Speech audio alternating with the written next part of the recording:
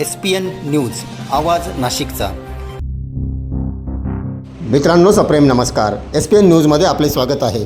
अपहरण करून जीवे ठार मारण्याचा प्रयत्न करणाऱ्या 4 आरोपींना गुंडा पथकाने केले जेरबंद।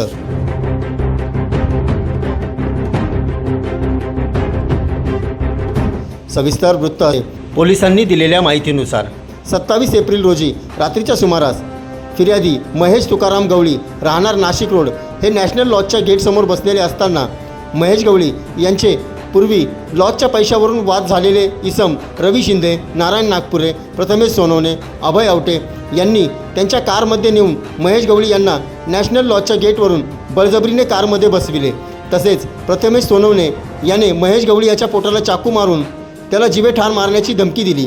त्यास शांती पार्क उपनगर येथील एका पडित इमारतीजवळ घेऊन जाऊन त्या शिवीगाळ व दमदाटी करून संशयित रवी शिंदे, नारायण नागपुरे यांनी हातातील लोखंडी कोयते उलटे करून महेश गवळी याच्या गुडघ्यावर मारून तसेच प्रथमेश सोनवणे आणि अभय आवटे यांनी त्याच्या हातातील दांडक्याने महेश गवळी याच्या पाठीत हातापायावर मारहाण करून त्यास जखमी केले व जीवे ठार मारण्याच्या उद्देशाने त्याचे हातपाय धरून इमारतीवरून खाली फेकून दिले।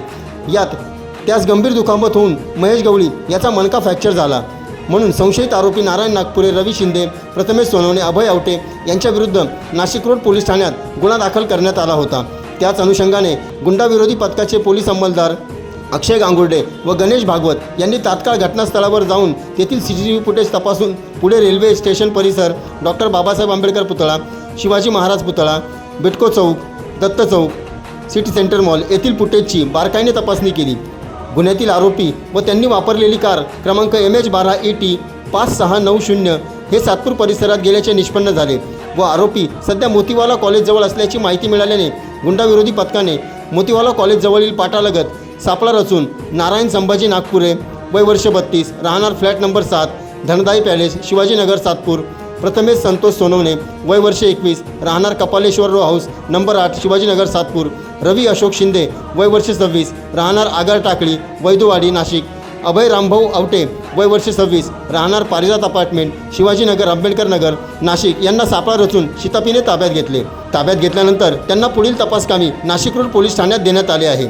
सदरची कामगिरी ही पोलीस आयुक्त संदीप कर्णिक, पोलीस उपायुक्त किरण कुमार चव्हाण, सहाय्यक पोलीस आयुक्त संदीप मिटके यांच्या मार्गदर्शनाखाली गुंडाविरोधी पथकाचे प्रभारी अधिकारी पोलीस उपनिरीक्षक संदीप पवार, विजयकुमार सूर्यवंशी, प्रदीप ठाकरे, सुनील आडके, गणेश भागवत, अक्षय गांगुर्डे, राजेश राठोड, कल्पेश जाधव, घनश्याम महाले, दयानंद सोनवणे, सुनीता कवडे यांनी संयुक्तरित्या पार पाडली आहे। या कामगिरीबद्दल गुंडाविरोधी पथकाचे कौतुक होत आहे। SPN न्यूजसाठी SPN न्यूज ब्युरो नाशिक। सर्व जनतेपर्यंत आमच्या बातम्या पोहोचवण्यासाठी आम्ही हे एक माध्यम चालू केलं आहे। त्याचं नाव आहे SPN न्यूज आवाज नाशिकचा। आमच्या या चॅनलला आजच सबस्क्राईब करा आणि बेल आयकॉन प्रेस करा। धन्यवाद।